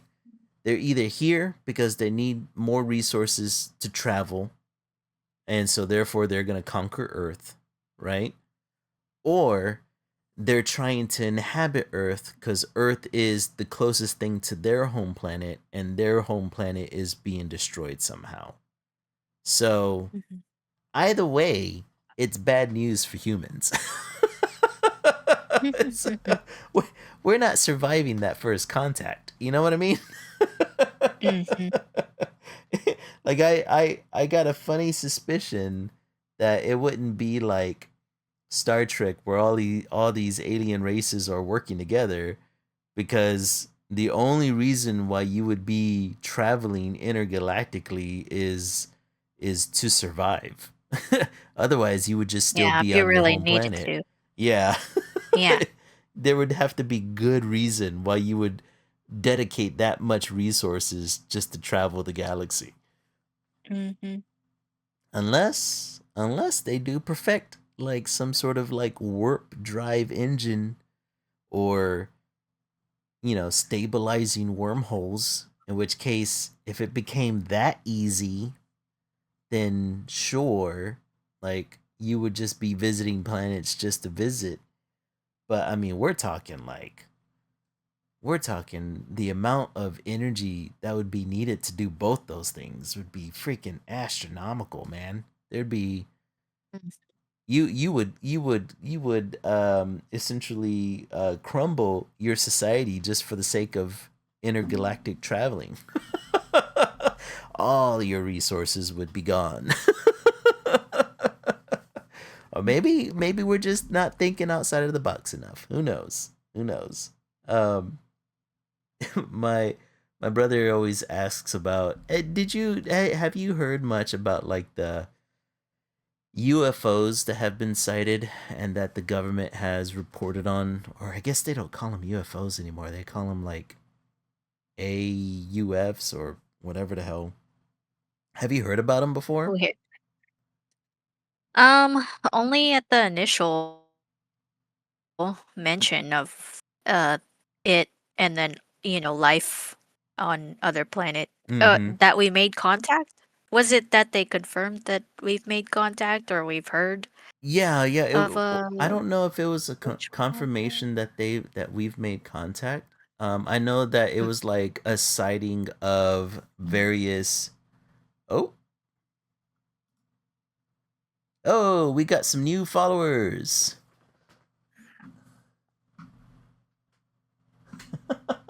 That scared me for a second there. We got like, we got like these notifications that pop up. Well, thank you for Hmm. visiting the stream. We really appreciate it. Thank you for following or subscribing. Let's see. It is Lazarus dot um, ACCDB over on Twitch. Thank you for following, man. I right now we are currently having a free drawing kind of a day where we're just sketching whatever we feel like and whatever makes us feel good for the day. We're taking it easy. Lily is over here Mhm. sketching Deadpool from the Marvel Rivals and the new DLC at Marvel Rivals, new character introduction. And I'm currently working on a costume of an OC of mine. But welcome. We appreciate you checking us out and following, man. We hope to see more of you. But yeah, yeah. Like sometimes, one of the theories that my brother has come up with is or brought to my attention is the idea of maybe it's not intergalactic visitors, but extra dimensional visitors. Dun dun dun. Meaning, Meaning that the UFOs that we're seeing and the contacts that I believe some government officials are saying that we're having aren't aren't alien in nature, but instead possibly from a different dimension, hmm, right? I I don't know. interesting. Yeah, yeah, like so he's brought this to my attention before, and I never quite understood like what he means by alternate dimension. Could this be something like time travel, or are we talking like a fourth dimensional being coming into the three-dimensional world and then going right back? Like, what could it be, man? I don't know. like like if somebody said that a alternate dimension being came here, what would be the first thing that would come to your mind? Um, I think maybe, I mean, a different universe where Mm. Um, so he's probably thinking on the multiverse type thing, where Oh. you know, he's thinking in terms of humans, not aliens. So he's thinking that there's another multiverse, Mm-hmm. universe, Mm-hmm. whatever dimension where humans, it's a different Earth where their technology has become so advanced that they're able to traverse different universes. Oh man. That would be So trippy. maybe that's what he's thinking. Maybe the aliens that we're seeing are actually us. Yeah, like they're just humans, but from a different universe. Different universe. Oh Yeah. man. I've always liked the idea of, so I've always had this theory um where for every black hole that exists within our universe at the singularity point is another universe, right? So every time a star collapses in on itself, the gravitational well is so strong that essentially on the other side of that singularity is another big bang, right? Therefore creating another universe stacked or side by side of another universe. And the only thing separating the two is the membrane in between, or the singularity between black holes, right? So Mm. if that could be obviously we're in the realm of sci-fi, but if that could be transversed, right? You can get yourself through a black hole, in which case black holes can exist damn near anywhere, right? Like it's even hard to detect a black hole a good majority of the time. So, if humans from a different universe found a way to transverse a black hole and then make their way over here, that would be cool. Although I don't know if that would be a one-way trip or not. I'm assuming it would be. Unless you found a way to go back and forth. Yeah. But yeah, that I remember like somewhere the beginning of last year, I started hearing reports of the government had evidence of aliens and it was revealed, and then like nobody really paid attention because, you know, obviously vague gesture to everything out there. Hmm. we already have enough going on as is already. Yeah. But it's like whenever these little discoveries like the RNA being discovered on these asteroids, even just that little bit of evidence really points towards something bigger. And I like that, right? From a uh person who enjoys sci-fi and thinking about the mysteries of the universe. That's awesome. Hmm. I love that. I love that for us. I want to discover more. Hmm. Let's see what else happened last week that I thought was interesting. Did you see another thing that kept coming across my For You page has been do you know who Drewski is? On what platform? What platform? That's a Well, good I don't question. I don't recognize the name, so no. No. So No. Drewski is, as far as I know, he's a comedian. Um, Mhm. he has done a number of skits. One of them being one time he went to a NASCAR event, and he's a black man, right? And he went to this NASCAR event in like head to toe makeup, and he made himself look like a white man. Um, and he just went. He didn't do anything to kind of like um, I wouldn't say he went to NASCAR to be controversial, because it kind of seemed as if like he was just having fun hanging out with people. They just didn't know that he was a black guy in white guy makeup. And of course, and of course, like people he stirred up some controversy because everyone's making claims of reverse racism or black man wearing whiteface.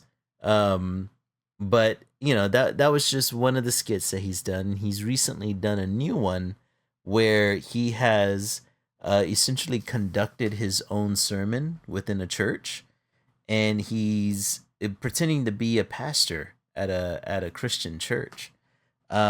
But he's like the caricature of a pastor, right? So he's wearing like really expensive clothing, really expensive jewelry.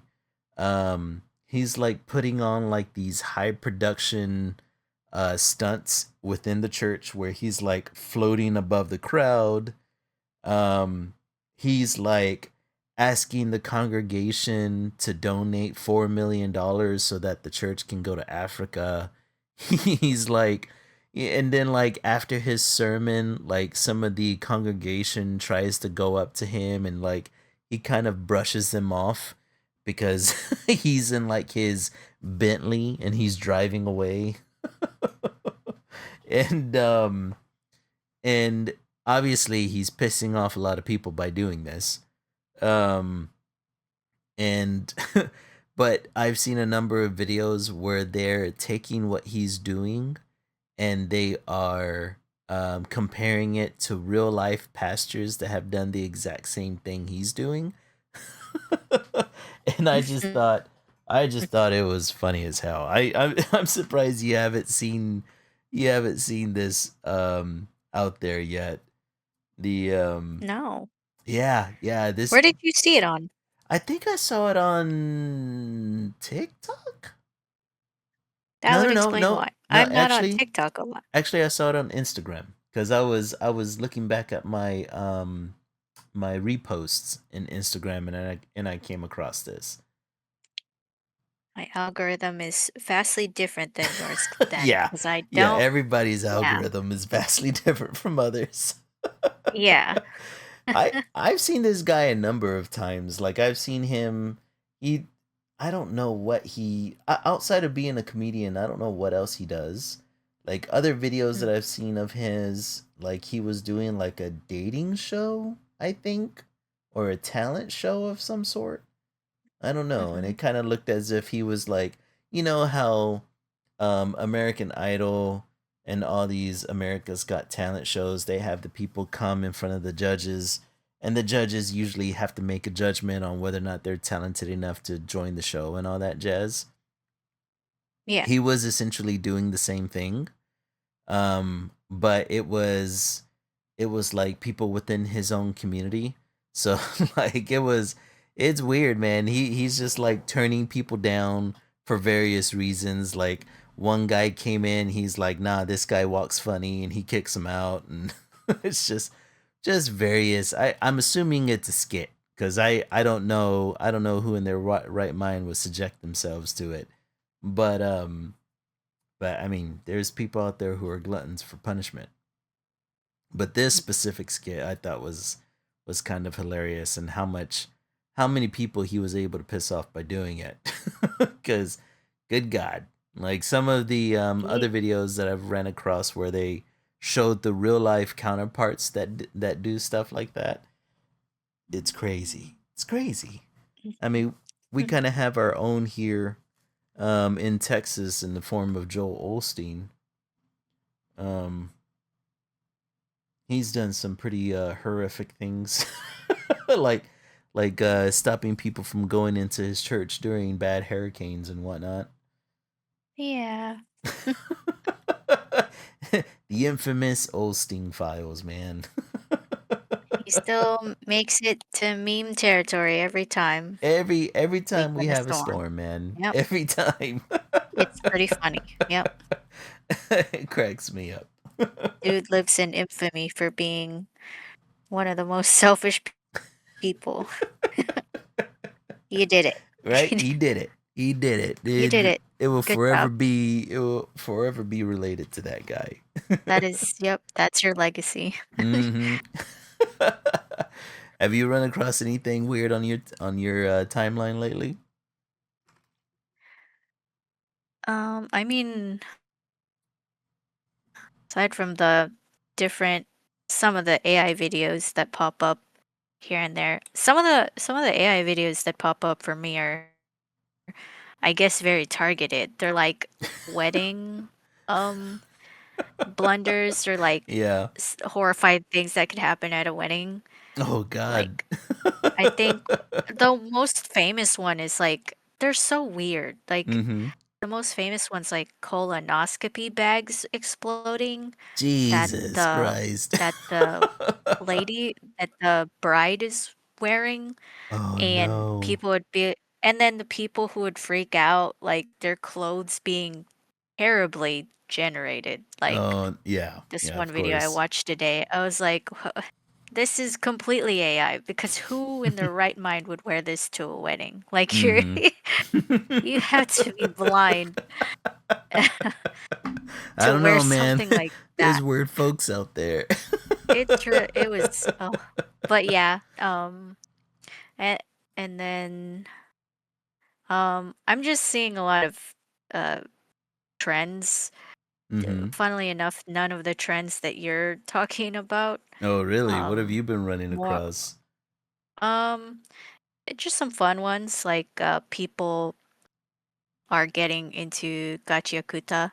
So in the anime Mm-hmm. slash manga, you're there are these people called givers who are able to take a trash item, and Mm-hmm. because of the value that they give to it, they're able to conjure it as a weapon. So people are turning it into this trend, like this is what my um item would be if I were in the universe. And Oh. people even dress up for it, and it's just a really fun trend that I'm seeing. I'm trying to steer my algorithm more towards artistic stuff like that. Like especially Mm. like the studio's Instagram and the studio's Instagram and TikTok. I'm trying to steer it more that way. I've completely given up on my personal on my personal algorithm. It's it is both cursed and funny all at the same time. And I've just accepted it. It just it is what it is. Like a lot of times I'll torture friends with the various curse things that I come across.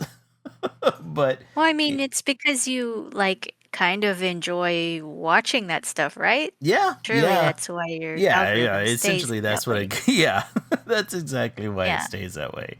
Yeah, if you can get a good, let's see, like what's been popping up in my algorithm lately. Uh, I've been looking up a lot of workout videos trying to correct my form in the gym. So obviously, I'm Mm. getting a crap ton of workout videos, which that's its own kind of headache because you're trying to find like most of the things that I try to find that are really good compound workouts, right? But in the process of looking for them, I'm also looking for proper form because I don't want to mess up my elbow or mess up my knees while I'm doing an exercise. Mhm.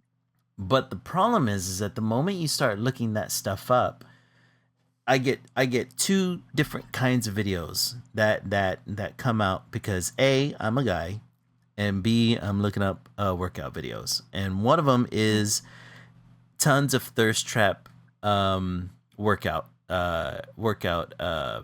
fitness models, just like tons of those. Mhm. I can't open up my Mhm. Instagram without those showing up. And then the other side of that is tons of these red pill um, life coach, I guess, dudes out there that are trying Mhm. to promote the alpha lifestyle or whatever the fuck.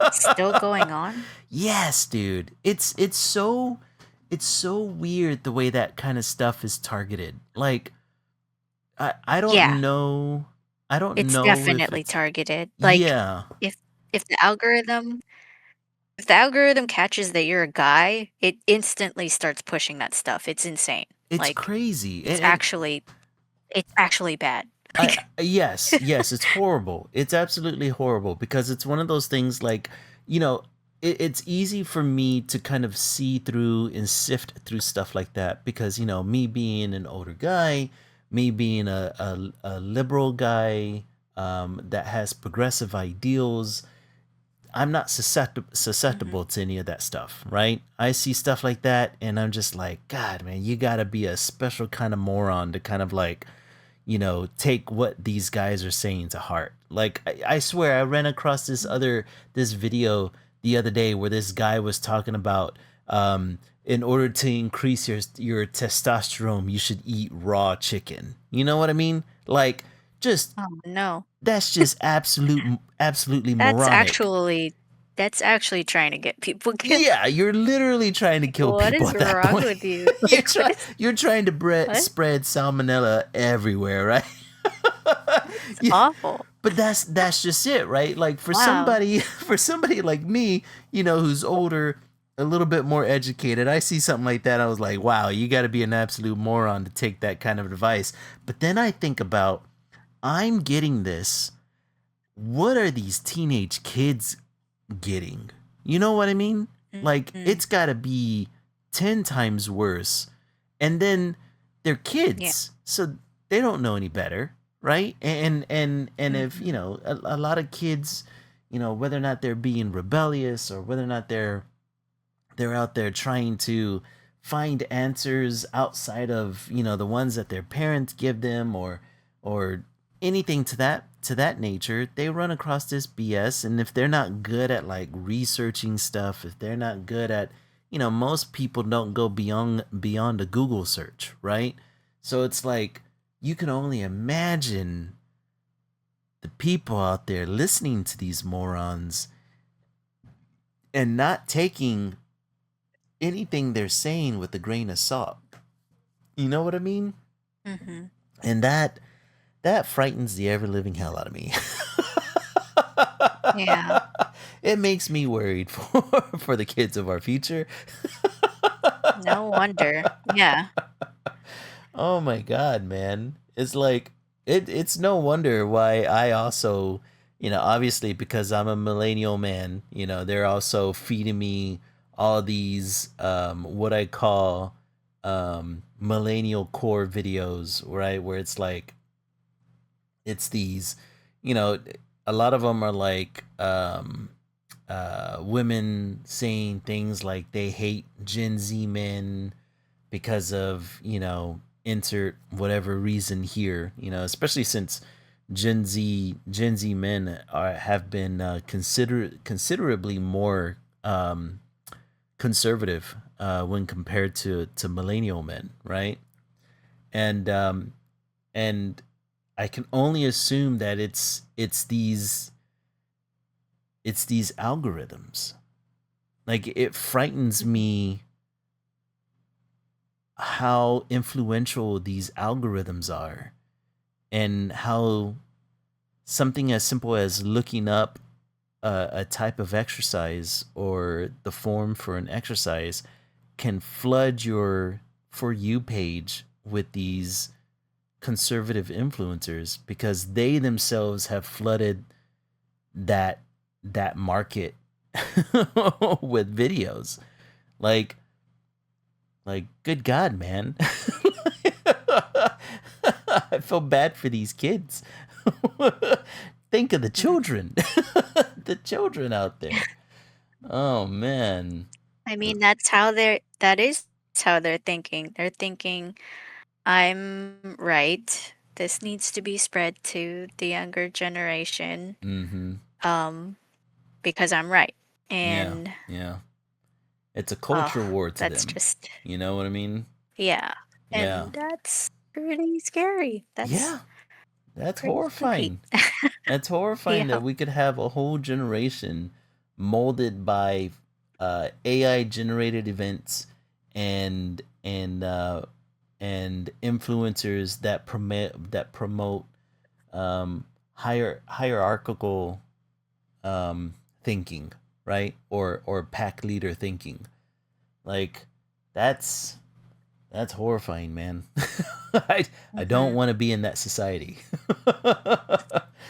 The only thing I can hope is that us millennials are like hold seats of power once we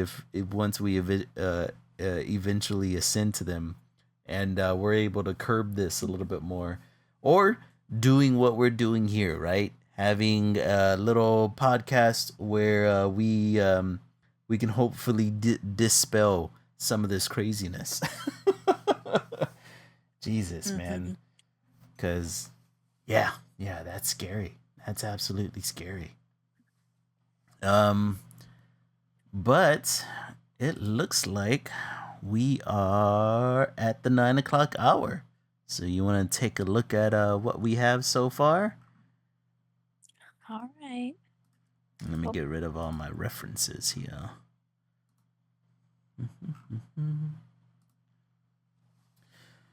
All right. I like those katanas, man. You have a shape going on with your figure there that works. And plus, thank technically, you. he's a mutant. So the X gene, that's the first thing I see is an X. Technically a mutant? Yeah, yeah, technically he's a mutant. Or I guess we Hmm. should say he is a mutant, even though his mutant powers were kind of like jump started by experiments. Whereas Oh, okay. he didn't really have any mutant powers until Weapon X, or yeah, until he got experimented on, as opposed to his counterpart Wolverine, who had his mutant powers way before he ever got the adamantium grafted to his skeleton. Okay. Oh, yeah, okay. I was about to say, what constitutes as mutant powers, Mm-hmm. because aren't they given to them when they're born? And then, yeah, Mm-hmm. no, Wolverine is not born with the adamantium Yeah, skeleton or exactly. whatever. He did. Yeah, he still That's had his it's bone given to claws, him. but not the adamantium. Yeah, Wade Wilson, So his then, wouldn't that just mhm. make any superhuman person? Wouldn't that just make any superhuman person in the Marvel universe a mutant? It just depends on the superhero, right? So most superheroes within the MCU, their powers are given to them, or they happen upon them by accident, right? Mhm, So everywhere mhm. from the Fantastic Four to Spider-Man, right? They all were, Yeah. yeah, accidents were given. They were given powers by accidents. Mutants are the only ones outside of the Inhumans, which the Inhumans are something completely different, right? But mutants are the only beings Mhm. within the MCU where they're born with their powers. Um, which always raises this question of, in the Marvel universe, why is it that people are okay with superheroes, but they're like super prejudiced against mutants? And or a lot of the answers that I hear, or the theories that I always hear, is that people hate mutants more because mutants are born with their powers. Therefore, it's like, I guess it's kind of seen as being um uh Other. yeah, other or inherent. Yeah, like it adds an otherness to mutants. Whereas, if you're looking at a superhero that was given powers, you can still kind of see them as humans. Whereas with mutants, Mhm, if you're born innately born with power, then you're something beyond human, you know? But hmm. technically, the other thing that makes a mutant is that they have the X gene, which Wade Wilson had the X Oh, gene, but he had to have the X gene activated within him. So yeah, there's interesting. that's the reason why he's able to be in the X-Men sometimes. Okay, interesting. Yeah, and then I was Alright, playing and with the. yours Oh is no, go looking ahead. good. Yeah, I was just saying yours is looking good. Yeah, I'm playing around with some designs. I I've been um Mhm. I've been taking some. Yeah, right now she just simply has the tactical outfit on, but I think I'm gonna keep adding some Native American designs and accents to the suit, as if like she was modifying the suit to kind of look a little bit more something that is a little bit closer to the culture that she believes she's from and that she wants to explore more. But Hmm. it's coming along. I was able to get some blocking done. Yeah. Yeah, I see you're playing around more with costume design. Yeah, yeah. I'm messing around just a little bit more. I'm trying to get there, man. It's a it's tough. It's tough. I've been trying to digest like more fashion or what's the word I'm looking for? Fashion influencers on like Hmm. Instagram and Pinterest and stuff like that, trying to get some ideas. But I mean, the fashion industry is so freaking vast, and like trying to find, I don't know, I don't know. I feel like I'm trying to sift through fog a good majority of the time. But Yeah, if she'll, you're looking into just regular human fashion, then yeah, mm-hmm, yeah. it could be a little bit taxing. I need something that's gonna teach me the basics of fashion. I can barely dress myself, much I less. think it's just about what you like. It's okay. You're getting there. And slowly, But slowly. but anyways, that should be it for this stream, you guys. Thanks for coming today. You can find Esso at Esso Art Studio on his socials. They're down below: Instagram, TikTok, Threads.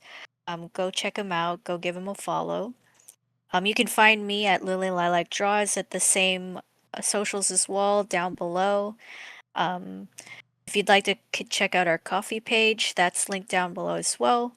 But anyways, thanks for coming in and winding with us today. And remember, stay creative. See ya. Bye bye.